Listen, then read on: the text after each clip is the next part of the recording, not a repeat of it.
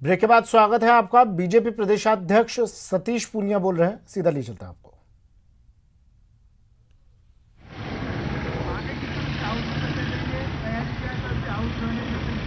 देखिए, कल का नज़ारा तो कल ही बताएंगे, अभी तो मैं नहीं बता सकता, लेकिन कल सब मिलेंगे 10 बजे, उसके बाद स्ट्रेटेजी तय करेंगे, उसके अकॉर्डिंग ही करेंगे। एक आप सीबीआई जांच की मांग भाई साहब करण प्रताप सिंह जी ने कहा कि 5 बार यहाँ पर सीबीआई कई मामलों में अनुशंसा की गई है, लेकिन केंद्र उनको एक्सेप्ट नहीं करता है, कार्रवाई नहीं करता, सीबीआई जांच नहीं करती, तो बार देने का क्या फायदा? नहीं, मुख्यमंत्री तो बहुत पुअर डिफेंस लेते हैं। वो यदि वकील होते तो उनकी वकालत नहीं चलती, क्योंकि वो सियासी बात करते हैं, घिसी-पिटी बात करते हैं।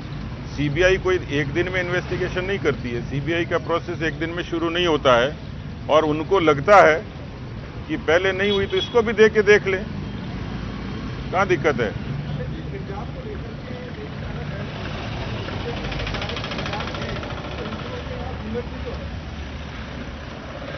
मुझे लगता है कि अब समय बदल गया, और समय के हिसाब से, युग के हिसाब से बहुत सारी चीज़ों की स्वतंत्रता की, और लेकिन मर्यादा के भीतर उसकी एक आवश्यकता है। यूँ तो ट्रिपल तलाक भी है, जिसके बारे में बहुत सारे गतिरोध थे, लेकिन उन महिलाओं को, उन बहनों को उस परंपरा से एक तरीके से निजात दिलानी थी। इस देश में बाल विवाह की एक कुप्रथा थी, इस देश में दहेज की प्रथा थी, तो इनके खिलाफ कानून बने ही हैं, और सामाजिक तौर पर और प्रशासनिक तौर पर भी उन कानूनों की अनुपालना भी होती है। इसलिए मुझे लगता है कि ये सब जायज़ बहस का हिस्सा नहीं है। व्यवहारिक तौर पर, सामाजिक तौर पर जो उचित हो और जो मर्यादा में हो, उसकी अनुपालना करनी चाहिए। आज मुख्यमंत्री ने अपनी ओर से कोशिश की, खेमे में गए, वहाँ तो सुरक्षित बातें करी, माहौल को हल्का करने की। नहीं, उनके हल्के करने से कुछ नहीं होगा, वो कितना ही मुस्कुराएं, लेकिन रीट में उनसे लेकर उनकी पूरी सरकार और पूरा प्रशासन, उसमें संलिप्त लोग, राजीव गांधी स्टडी सर्किल, उनके अनुयायी, ये सब लोग उसमें लिप्त हैं, और इसलिए वो चाहे शिष्टाचार भेंट करें, लेकिन शिष्टाचार की आड़ में रीट के भ्रष्टाचार पर पर्दा नहीं डाल सकते। भीलवाड़ा में हिंदुस्तान की ओर से जो प्रदूषण फैलाया जा रहा है, उसमें एनजीटी ने 25 करोड़ रुपए की पेनल्टी लगाई है, वो कलेक्टर को वसूल करने के लिए कहा है। इस प्रकार के प्रदूषण के मामले आमों सामने आते रहते हैं, लेकिन सरकार कुछ नहीं करती।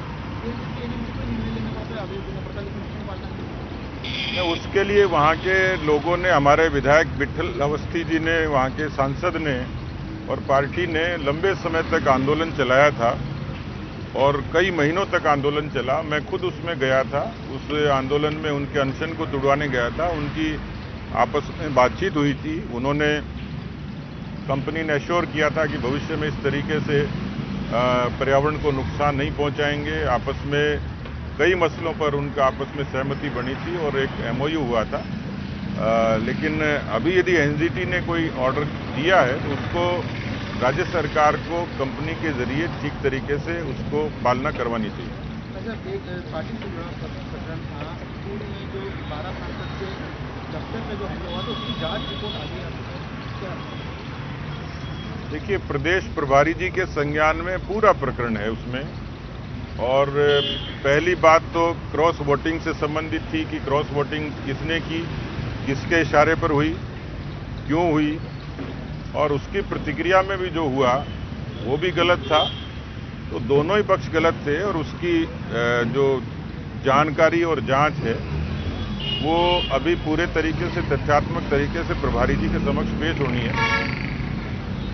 लेकिन जब वो कहेंगे, और क्योंकि इसमें महत्वपूर्ण लोगों से जुड़ा मसला है, तो पार्टी के केंद्रीय नेतृत्व के संज्ञान में भी लाना पड़ेगा। इसलिए सामान्य तौर पर ऐसे मामलों को अभी लंबित करते हैं, लेकिन आवश्यकता रहेगी, पार्टी आदेश देगी तो उस पर आगे प्रोसेस करेंगे।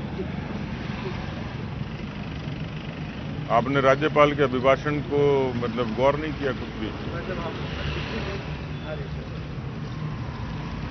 आज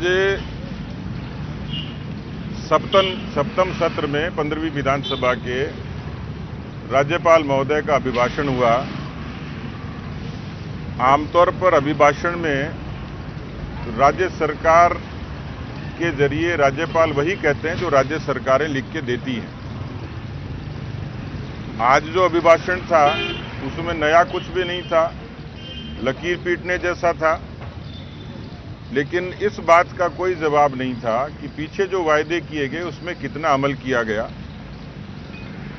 वो 70% वायदों के पूरे होने की बात करते हैं और इस अभिभाषण का जो आखिरी पन्ना है उससे इसकी पूरी वानगी दिख जाती है।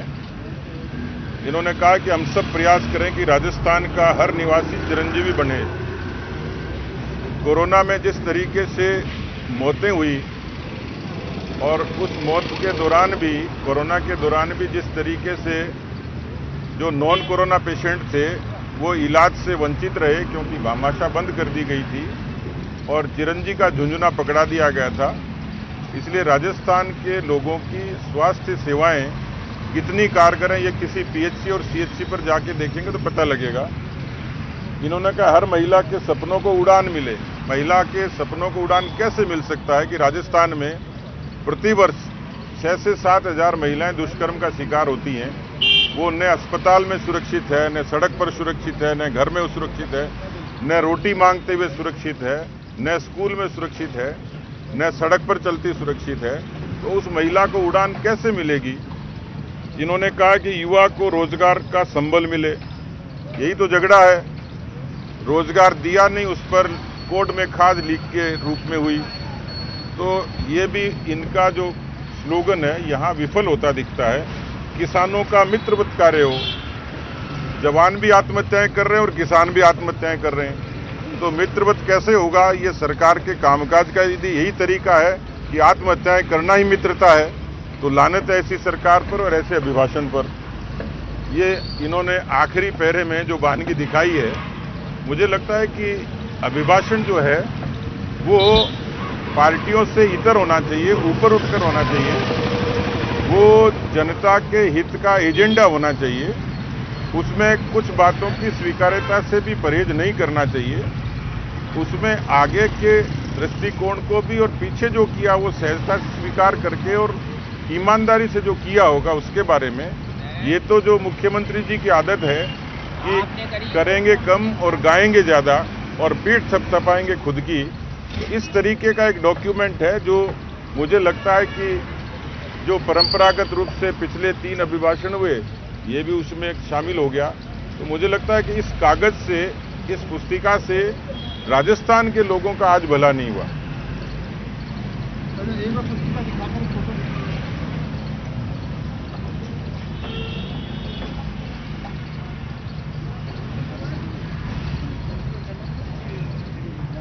चलिए